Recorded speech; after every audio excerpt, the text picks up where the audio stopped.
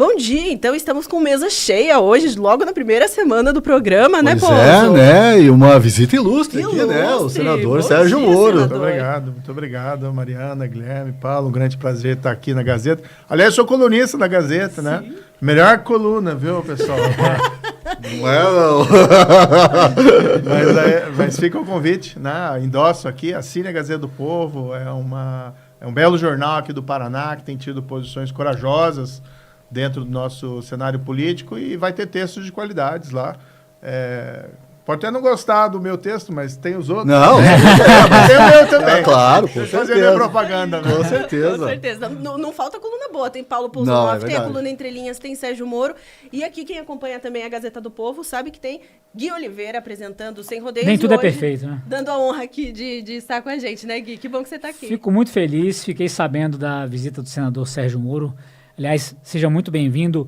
O senhor é daqui, né, do Paraná, e a gente fica muito feliz de ter uma pessoa que representa o Estado aqui na Gazeta do Povo presencialmente. A gente fica muito feliz mesmo, porque a nossa audiência é elevadíssima e, é claro, espera da gente convidados, assim como o senador Sérgio Moro, que luta aqui pelo nosso Estado.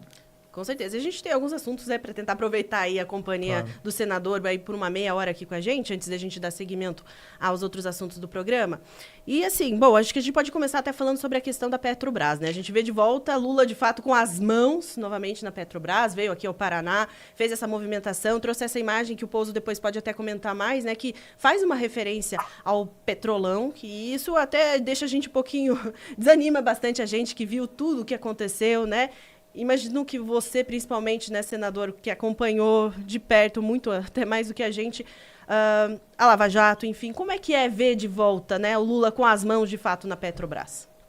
Olha, Mariana, aqui a gente não tem que ter papas nas línguas, não. Então, o que acontece nesse governo é que houve um completo desmantelamento da prevenção e combate à corrupção. Hoje ela não existe no país.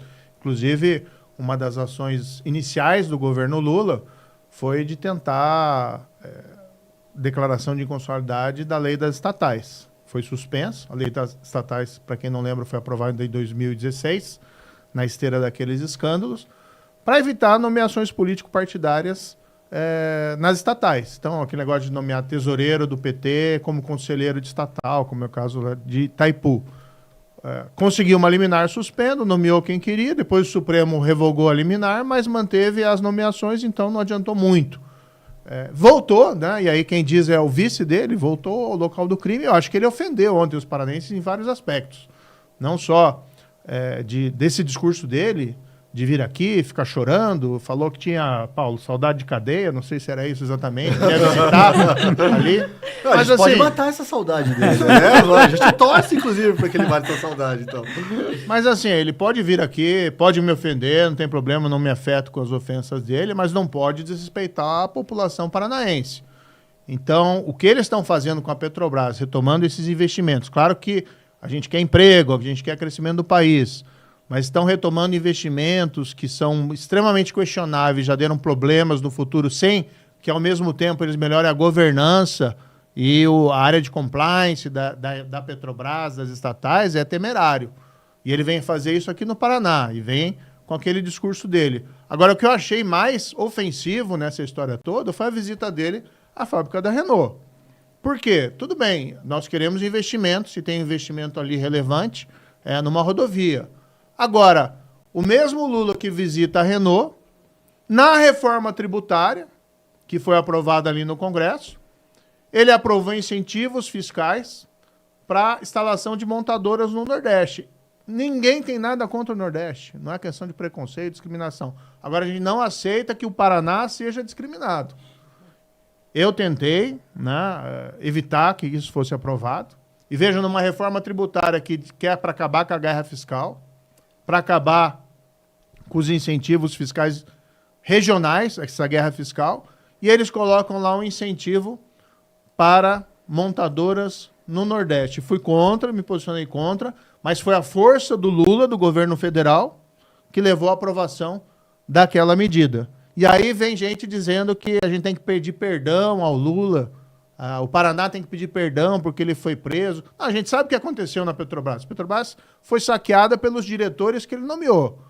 Agora, se é para esquecer o passado, a gente não deve esquecer. Mas pelo menos que o Paraná seja respeitado no presente. Quem tem que pedir perdão ao Paraná é o Lula por dar incentivos que prejudicam as nossas indústrias aqui no estado do Paraná. E a gente tem apontado isso lá em Brasília, essas contradições.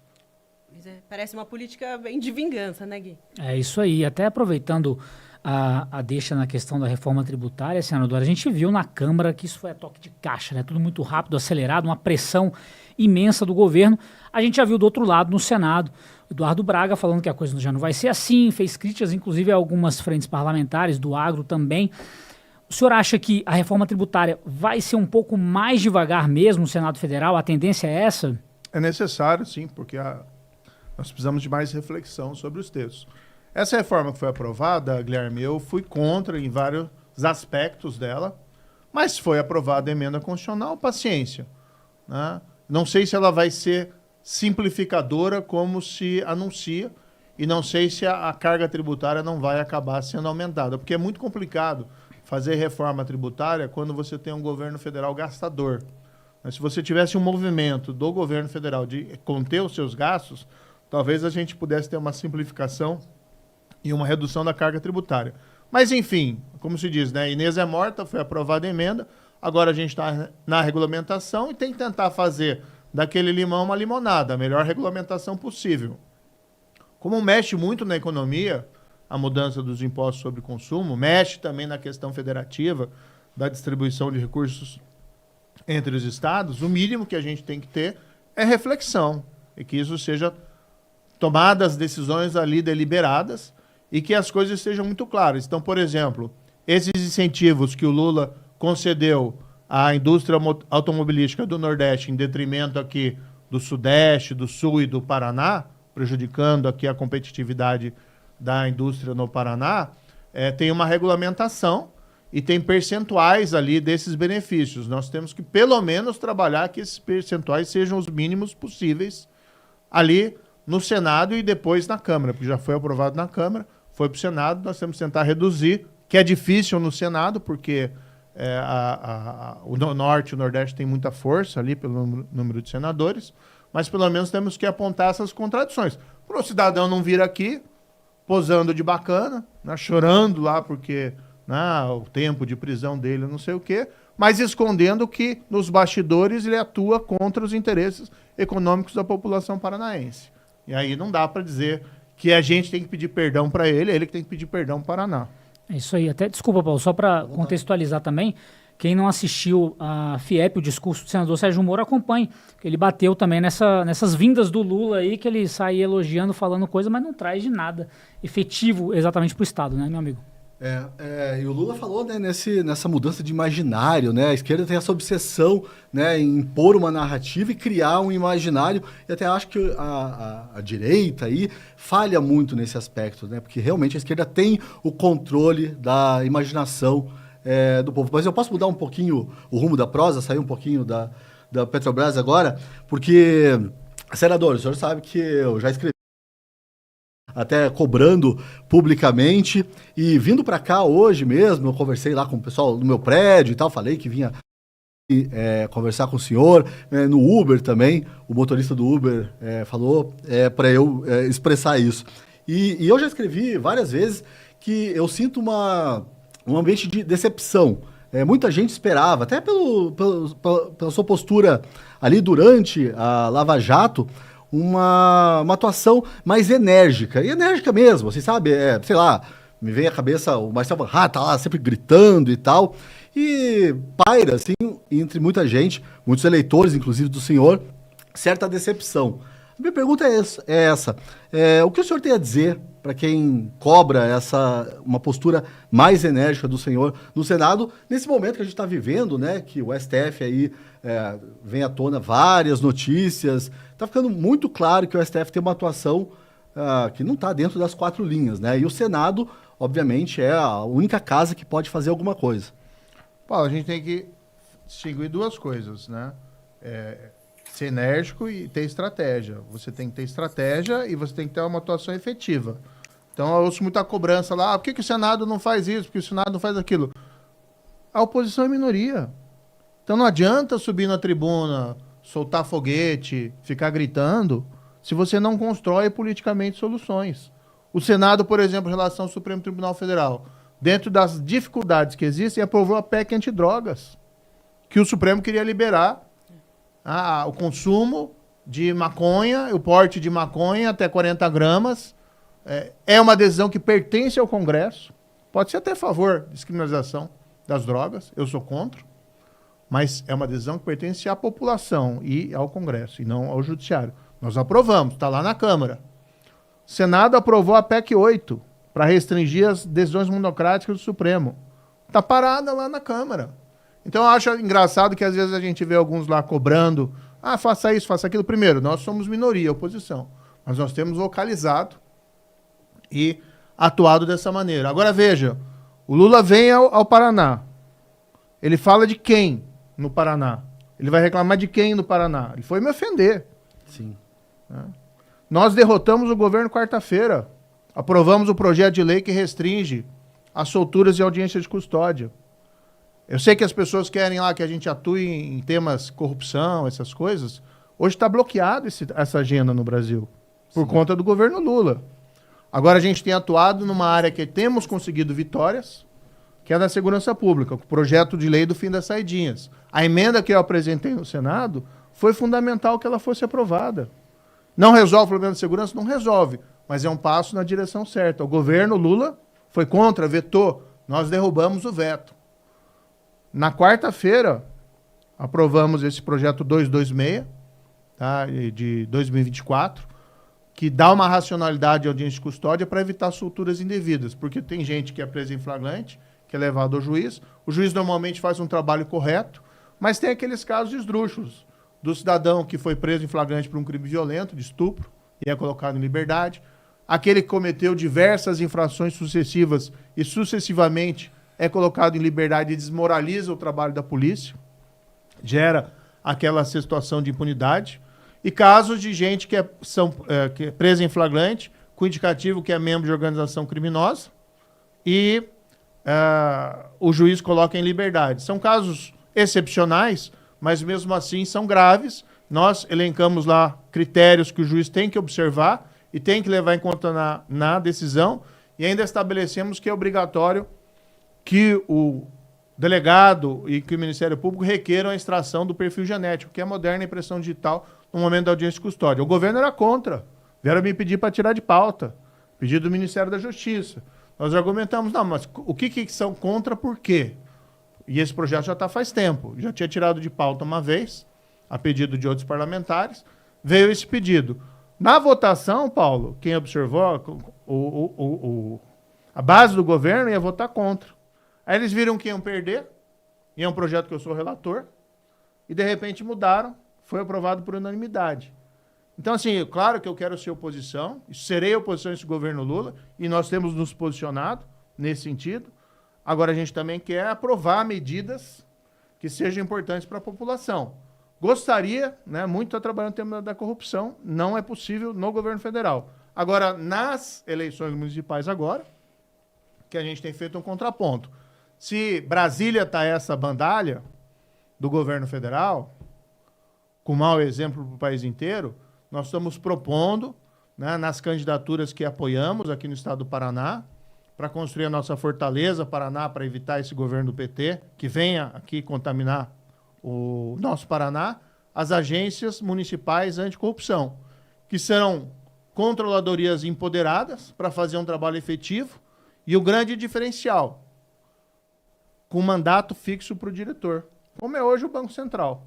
Né? O que o Campos Neto tem incomodado, entre aspas, né, o governo Lula, na direção certa, porque ele tem uma seriedade na política monetária, foi o responsável, inclusive, pelo PIX também. O Lula vive espezinhando ele.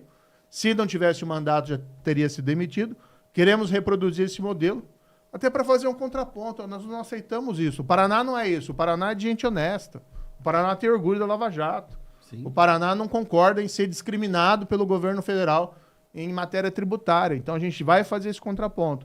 Então, até entendo, né? Às vezes o eleitor tem uma percepção de quem fica fazendo barulho, quem fica soltando foguete lá, quem fica bradando o que é ou o que importa. Não importa o resultado. Agora, quem reconhece que a oposição efetiva ao Lula no Paraná sou eu, é o próprio Lula. Ele falou de quem aqui? Não falou de outro senador, não falou de outro deputado, não falou do governador, não falou de ninguém. Falou do juiz e ofendendo, né, em relação a ele. É a mesma coisa que eu digo da criminalidade, né? Eu sou o único senador do Brasil ameaçado de morte pelo PCC. Por quê? O trabalho que a gente fez no Ministério da Justiça. Porque a gente tem defendido pautas da segurança pública lá no Congresso Nacional. E o crime organizado reconhece esse trabalho, reconhece a ameaça que a gente é aqui no Brasil. Agora, daí o pessoal fica reclamando porque não fica fazendo barraco, não fica fazendo, né? Enfim, mas, senador, não concordo. Se o senhor me permite, é que, como eu disse, né, até sobre a Petrobras, essa foto emblemática do Lula, a política é muito feita de símbolos também, né? E, de repente, para o cidadão ter o senhor atuante, assim, fazendo um discurso inflamado mesmo na tribuna, ele é o que ele vê, né? Isso que chama a atenção da emoção dele. A verdade é que a gente vive num tempo, até escrevi esses tempos aí, é o sono da razão. Obviamente a política hoje apela muito mais à emoção das pessoas. O senhor não acha que está faltando apelar um pouco mais à emoção das pessoas? Posso mandar um recado pro Lula. Lula, manda respeite o Paraná, né? Não venha aqui visitar a montadora quando, ao mesmo tempo, você incentiva benefícios fiscais em detrimento da indústria automobilística do Paraná. Agora, eu vou trabalhar também no Congresso para a gente tentar minorar esse problema. Não sei se a gente consegue, por quê? Porque nós somos oposição. Então, a gente ouve muito lá, por que não faz isso, não faz aquilo? Porque nós somos oposição, mas somos minoria. Mas temos nos posicionado. Né? A gente ficou também numa ameaça aí de perseguição política. Sim. Né? De um processo de cassação injusto, que muita gente ficava dizendo, favas contadas, que nós seríamos cassados, né? E, na verdade, nós, porque sou eu e os 2 milhões de eleitores, os votos do Paranense têm que valer, afinal de contas, e nós conseguimos contornar, né? Juridicamente foi julgado corretamente, não havia nenhuma causa ali para cassação, mas havia toda uma pressão política para nos cassar. Nós conseguimos construir uma base de apoio política dentro do Senado Federal que fosse um contraponto a esse desejo, né, do Lula de vingança. Aí depois o PT vem, mas é que não importava tanto, é melhor ele ficar lá. Não, é mentira, porque eles viram que iam perder e aí eles mudam a narrativa, Paulo. Sim. Agora, como eu te disse, eu compreendo, acho que a gente tem que aceitar críticas do eleitor, das pessoas, mas nós estamos fazendo um trabalho dentro dos limites que podemos fazer, sendo minoria na oposição. E, senador, até aproveitando uma das principais notícias que a gente viu, a gente discutiu 2 dias aqui direto sobre a questão do que está sendo chamado de vaza-toga, né? E houve muitas comparações aí com o vaza-jato, enfim, que a gente sabe que o sistema fez de tudo, né, para acabar com o Lava Jato, inclusive com o legado. Existiu, né? A gente vê, inclusive, as consequências dessa tentativa de destruir até o combate à corrupção aqui no Brasil. O Deltan Dallagnol, inclusive, fez uma análise na Gazeta, né, dizendo que esse vaza-toga, digamos assim, é muito mais grave. Gostaria que o senhor analisasse, porque o senhor sofreu muitas críticas em relação àquelas mensagens vazadas e tal, e hoje a gente pode ver que, na verdade, é muito mais grave e tomando muito mais funções ao mesmo tempo, a gente tem visto o ministro Alexandre de Moraes, né? O pessoal quer impor esse paralelo, né? Quer dizer que é a mesma situação e, obviamente, que não é. O que eu sempre falei, desde lá de trás, independe desses recentes acontecimentos, a Vaza Jato foi uma farsa. Tá? Foi utilizado aquilo para anular condenações de corruptos, que tinham provas escancaradas, né? Documentos, depoimentos, até confesso, gente confessa, admitiu corrupção, acabou tendo seus processos anulados e foi criada aquela narrativa, né, da perseguição indevida. Não tem nenhum inocente que foi incriminado, né? Vai dizer, por exemplo, que Sérgio Cabral, né, era inocente, mas está isso, livre, leve e solto agora, embora tenha cumprido lá 4, 5 anos de prisão, o que no Brasil é um recorde em matéria de condenação por corrupção. Ninguém, não teve nenhuma prova fraudada nem nada, mas foi construída aquela narrativa, anulando os processos e possibilitando a volta desse péssimo governo federal que nós temos agora ali no poder. Em relação à situação atual, o que eu tenho posicionado, isso independe desses acontecimentos, tá? É o seguinte, nós temos que limitar os excessos. Então, a meu ver, as pessoas que estiveram no 8 de janeiro cometeram um grave erro. Protestos são legítimos, invadir prédios públicos e depredar, aquele quebra-língua, né? Sim. É errado. Tá? Agora, tem um apenamento excessivo, um tratamento ali inadequado. Então, precisa haver uma revisão dessas penas, seja pelo Supremo ou seja pelo Congresso, tá? Para sermos justos, não só na questão coletiva, mas também na questão individual, que é o mais importante. Mas isso independe desses últimos acontecimentos. Penso que esses últimos acontecimentos deveriam servir como momento de reflexão para que pudéssemos seguir nessa direção. E nós também chegarmos a um momento de normalização democrática no país, sem mais riscos, né, de censuras. Eu não concordo, né, sou oposição a esse governo que está aí, mas creio que nós temos que derrotá-lo em 2026. Esse tem que ser o caminho, em eleições livres, democráticas. Precisamos da normalização institucional do Brasil. Agora, em relação ao trabalho que eu fiz na Operação Lava Jato, eu fico muito confortável com ele. Eu sei que, infelizmente, foi objeto de muitas mentiras. Eu acho que o Brasil avançou institucionalmente naquela época e, infelizmente, retrocedeu. Mas é uma luta que nós temos que retomar. E por isso que eu disse, né, se nós temos hoje óbices lá em Brasília, vamos passo a passo, vamos nos nossos municípios, preste atenção em quem você vai votar, né, nessas eleições municipais. E esse nosso projeto das agências municipais anticorrupção, creio que podem ser um caminho, um pontapé inicial importante. Muito bom. Bom, senador, até lembrando a nossa audiência, o senador falou do Sérgio Cabral, o Lula também não foi inocentado, não, tá bom? Por isso que criaram o descondenado, só para deixar claro isso aí. Senador, puxando um pouco para o Paraná aqui, a gente sabe como a resposta que o senhor deu para o Paulo ali sobre a construção de pontes são necessárias na política, né? Fundamentais, inclusive, para o povo do Paraná, apesar, é claro, de não existir um diálogo com o governo federal em diversas questões. Mas como é que é essa relação, por exemplo, para trazer os benefícios para a população aqui do Paraná? Ela acontece? É viável esse diálogo com o governo em relação a isso? Bem, não é dizer também que tudo ali é ruim. A gente tem uma boa relação, inclusive, com os parlamentares, né, da própria base do governo, relação cordial, né, não é esse clima pesado dentro do Senado. O Senado é um ambiente com grande urbanidade, embora somos oposição e respeitamos a base do governo, assim como eles nos respeitam. Às vezes tem algumas rugas lá, mas isso faz parte da civilidade. Mas nós temos pontuado nossas posições. Ontem, por exemplo, tivemos ali audiência pública com o Celso Amorim, acho que será um assunto importante para nós retomarmos adiante. Em matéria de políticas públicas, a minha percepção é que o governo federal ele realmente discrimina negativamente o Paraná. Claro que tem investimentos do governo federal, sempre vai ter. Agora a discussão de volume, agora a discussão dessas políticas mais macros, o Paraná, a meu ver, ele sai perdendo em vários aspectos. O exemplo mais notório é esse tratamento tributário ruim aqui para o Paraná. O que está acontecendo no Rio Grande do Sul também, aquela tragédia, a meu ver, a ajuda que o governo federal tem feito é insuficiente, burocratizada, né? Apesar de todos os anúncios que ele faz, o Rio Grande do Sul mereceria mais. Então, a meu ver, existe uma certa assim, discriminação regional. Nós temos as emendas parlamentares e as emendas individuais são obrigatórias.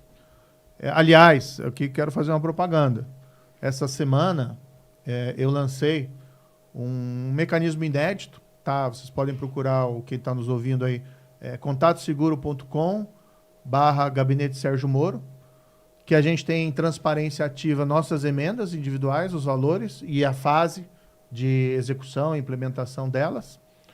E, inclusive, a gente tem um canal de denúncia, que não é um e-mail, um telefone do meu gabinete, ou coisa assim, não, é profissionalizado. É o mesmo terceirização que, por exemplo, atende empresas como a própria Petrobras, né, no canal de compliance, um canal de denúncia autônomo, que a gente possa receber denúncias sobre eventuais desvios relacionados a minhas emendas. E aqui faço, não é a denúncia universal aqui, porque eu não vou virar, né, o policial universal, o investigador universal, mas a ideia é que se você, cidadão, pode acompanhar minhas emendas e você tem alguma denúncia sobre desvio, sobre problemas relacionados a ela, execução, malversação, você tem um canal de comunicação que você pode optar até pela confidencialidade para fazê-lo, e nós vamos receber isso e vamos fazer a devida apuração. Tenho destinado, né, valores aqui, principalmente para a saúde e para a segurança pública. Para a segurança pública, aqui no Paraná, eu destinei cerca de 17 milhões de reais. Claro que é um volume dentro do universo do orçamento público, não é gigantesco, mas é uma boa parcela das minhas emendas, porque também, como eu entendo que é uma área negligenciada pelo governo federal, é uma forma de a gente compensar. E quis fazer algo diferente aqui, Guilherme, porque eu passei esses recursos para a área de inteligência, da Polícia Militar, Polícia Civil e para a perícia científica, né? Para a Polícia Científica, que um pouco são negligenciadas, porque os parlamentares normalmente querem investir o quê? Em viatura, em colete, em armas, que são importantes, mas normalmente direcionam para isso porque é aquilo que aparece, né? Sai bem na foto, no carro e tal. E eu quis passar para a área de inteligência. Não aparece tanto, mas eu creio que o impacto é muito positivo e beneficia todo o Paraná. Mas tenho destinado também muito recurso para saúde, para entidades filantrópicas, prestadoras de saúde, e aí a gente espalha pelo Paraná, né? Grandes cidades, pequenas cidades, para poder atender as pessoas. Então, existe um fluxo de recursos do governo federal que vem para cá, não no volume que gostaríamos, né? E, tradicionalmente, isso é um problema federativo, né? O Paraná contribui muito mais com o governo federal, com o cofre nacional, do que ele recebe em investimentos federais, né? Esse é um problema mais profundo e que transcende até o atual governo. Bom, senador, eu vou levar a discussão novamente para Brasília e a pergunta que eu quero lhe fazer é muito simples, mas também a resposta pode ser muito complexa. O senhor é a favor do impeachment do Alexandre de Moraes? O senhor pretende lutar por isso? O que eu defendi aqui, argumentei, né, muito claramente, é que esse momento sirva de reflexão para que nós possamos podar excessos, inclusive o excesso relacionado à questão das penas combinadas aos manifestantes de 8 de janeiro, né, que é um assunto, a gente tem visto lá 17 anos, Sim. 13 anos, a meu ver, exagerado, e existe a formação de um consenso contínuo nesse sentido. Então, temos que fazer isso para uma normalização institucional desse país. Talvez uma reforma do judiciário mesmo. Também, como como o deputado Príncipe, né, o Elias Bragança tem proposto também. Ontem ele comentou com a coluna Entre Linhas, que você, que é leitor e assinante da Gazeta do Povo, tem acesso. Comentou sobre a importância de talvez fazer uma reforma, que talvez fosse algo até, não só pensar no impeachment, mas pensar numa reforma do judiciário para que esses tipos de abusos não aconteçam com o Alexandre ou com quem quer que seja, né? Eu acho que essa é uma questão muito importante. Eu sempre defendi, né, eu tenho defendido, por exemplo, a PEC 8 lá é um começo, é importante, foi aprovado no Senado, deveria ser aprovado na Câmara, né? Não sei porque que está tramitando ali a passos de tartaruga. Tem uma discussão no Senado sobre mandatos para o Supremo Tribunal Federal, acho que é relevante. Continuo favorável ao fim do foro privilegiado, que é uma maneira de tirar, não de enfraquecer o Supremo, mas valorizar o papel de um tribunal constitucional. Mas agora tem essa foro competência privilegiado de qualquer pessoa, né? Parece que virou foro privilegiado lá, até jornalista que nunca assumiu o cargo público. Esse tipo de excesso também, né, Paulo? Eu discordo, entendeu? Então, não é só questão das penas. Eu acho que uma série de situações que tem que ser corrigidas e creio que o momento talvez propício para uma reflexão maior nesse sentido, que o país precisa, né? O país precisa de uma normalização, não a paz dos cemitérios, né? Não a paz que tolera a corrupção, que tolera todos esses problemas, mas esses excessos eu creio que eles deveriam ser... E eu me pronunciei sobre isso, inclusive nas redes sociais, né? Qual que é a minha posição em relação a esse tema. Agora, essa ideia, Mariana, também é legítimo discutir. E não pode ter tabu numa democracia. A gente tem que preservar o Supremo Tribunal Federal. É uma instituição importante de controle de constitucionalidade, né? Agora, discutir, por exemplo, mandato para ministro do Supremo Tribunal Federal, na Europa tem, né, para os tribunais de controle de constitucionalidade. Até nos Estados Unidos, num outro contexto, está sendo colocada essa discussão, né? Se aprovar ou não, é uma outra questão e ver qual que é o formato. Agora, a gente não pode entender que qualquer movimento no sentido de reforma, aprimoramento ou até corrigir alguns erros, que seja visto como uma afronta à democracia, afronta a instituições democráticas. Não é isso. Com certeza. A gente sabe que o senhor tem bastante agenda aí, a gente sabe que o senhor já se dispôs a ficar bastante tempo aqui. Não sei se tem tempo de o Gui fazer mais uma pergunta. Na verdade, eu ia perguntar para o senador sobre a ida do Celso Amorim ontem no Senado. O senador esteve lá antes de vir ao Paraná. A gente viu e temos tantas provas dessa proximidade do governo Lula, mas também de Celso Amorim com o Nicolás Maduro, que, aliás, chamou o Amorim de amigo. Chama de amigo porque, né, tem uma proximidade. Como é que o senhor viu a atuação, se é que posso dizer assim, do Celso Amorim ontem no Senado? Bem, eu fiz várias perguntas e adotei uma postura severa, respeitosa, mas fui duro ali. Quem quiser até ver, eu tenho a minha página no YouTube, tá toda a minha inquirição e as respostas daí do Celso Amorim sobre esse tema. A posição do Brasil tem sido lamentável. Eu, no Senado, né, havia conhecido antes a Maria Corina Machado, convidei ela para falar ao Senado, falou ano passado, por videoconferência, até porque ela é proibida de deixar o país. Né? Então, muita democracia. Da ditadura proíbe ela de deixar o país, fez uma videoconferência e o relato é dramático. Né? Então, entre as coisas que ela falou, é o seguinte: ela é proibida de deixar o país. Fazem 8 anos que ela mandou os filhos dela para fora do país por questão de segurança. Então, fazem 8 anos que ela não tem um contato físico com os filhos dela. Daí estava contando que ela também é proibida de viajar de avião dentro da Venezuela. Ela se hospedava em hotéis para campanha e aí os hotéis em seguida, recebiam visitas de autoridades, né, da Venezuela querendo puni-los. Foi inabilitada arbitrariamente a concorrer. Mas ainda assim eles conseguiram construir uma candidatura dela apoiando, desse Eduardo Gonzalez, que foi vitoriosa. Ganhou. E apesar do Maduro ter escondido as atas, eles conseguiram cópias de 80% das atas, antes delas serem recolhidas, e as atas têm um QR Code, né, que não pode aí ser falsificado aparentemente. E por esse QR Code eles levantaram que em 80% das atas já dá uma vitória impossível de ser revertida pelo restante dos 20%. Aí o Maduro não reconheceu o resultado e instalou uma repressão, né? Mais de 1.200 manifestantes presos, opositores, denúncias de tortura que vem, inclusive, do Alto Comissariado da ONU. E eu questionei o Celso Amorim, o embaixador, sobre essas posições. Entre as coisas que eu perguntei, o senhor visitou algum preso político na Venezuela? Ou pelo menos solicitou a visita? Né? Porque isso protege. Isso mostra que o Brasil está atento. Quando teve o período da ditadura militar, que teve lá também os seus abusos, uma estratégia era que se fazia, né? Por exemplo, a própria Igreja Católica, a história do Dom Evaristo Arnes, visitava, né, os presos políticos para, né, evitar que fossem submetidos a maus tratos. Era uma maneira de você jogar uma luz. Não visitaram ninguém. Daí, não, mas essa não era a minha função, que eu fui como observador internacional. Tá, mas aí eu fiz a outra pergunta. Mas algum diplomata do Brasil visitou ou pediu para visitar, pelo menos? Também nada. Não recebeu a Maria Corina Machado. Encontrou, sim, com o candidato vitorioso, mas não encontrou com a Corina Machado. A Corina é ameaçada hoje de prisão, de morte.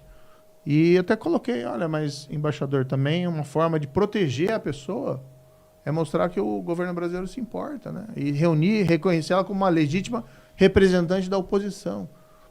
Também não recebeu. E agora eles vieram com essa história, né? Sugerir uma nova eleição. Não está sendo aceita nem pelo Maduro, nem pela oposição. E mentiram aí que os Estados Unidos estava apoiando. Os Estados Unidos já disse que não está apoiando isso.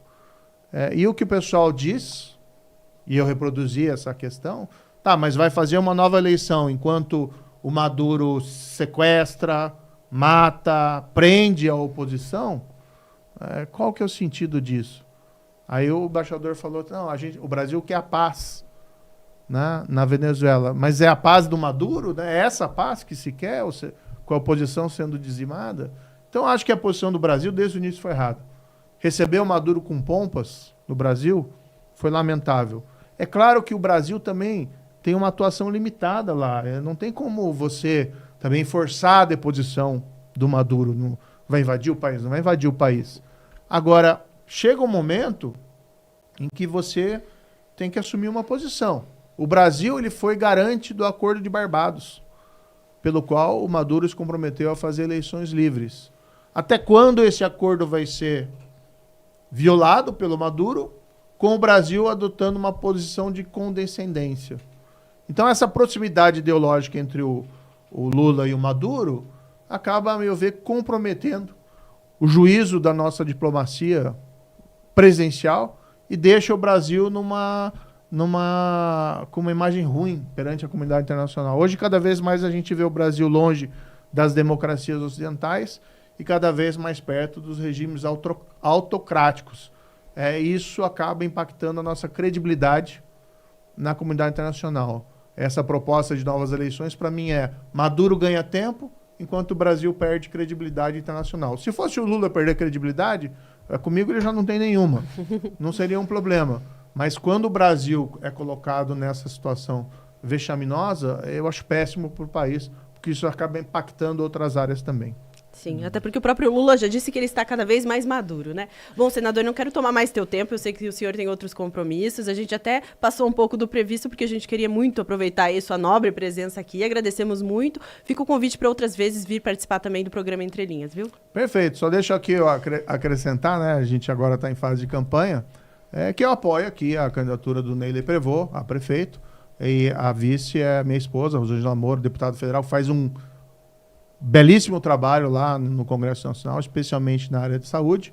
E há esse compromisso aqui com o cidadão de Curitiba, entre várias áreas que a gente vai tentar atuar, vai tentar ajudar nesse projeto de governo, mas entre uma delas, que acho que é importante para o coração de Curitiba, porque ele acreditou lá na Lava Jato, no combate à corrupção, é a gente começar essa mudança pelas cidades, pelos municípios, com a Agência Municipal Anticorrupção. Sedimentando também para 2026, né? Essas eleições municipais são importantes para isso também. Sim, esse é um outro aspecto, né? A gente tem que estar muito presente que essas eleições municipais vão ter um reflexo em 2026.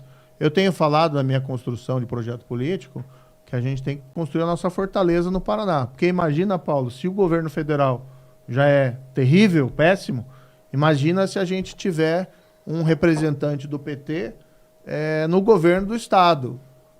Ou um representante na cidade. E claro, o PT é muito queimado aqui no Paraná, né? Vamos ser sinceros. Não se cria. Então ninguém. Mas ninguém aparece com o PT na testa, carimbado. Mas vem lá o candidato que é de um partido X ou Y, tal, etc., que parece que é uma coisa, mas não, é outra, na verdade. E a questão fundamental que tem que perguntar, quem é a oposição ao Lula no estado do Paraná? Quem de fato é a oposição ao Lula? O Lula, quando vem aqui, lembra de mim, negativamente. Então, acho que é uma sinalização nessa linha. Com certeza. Muito obrigada, viu, senador? Eu peço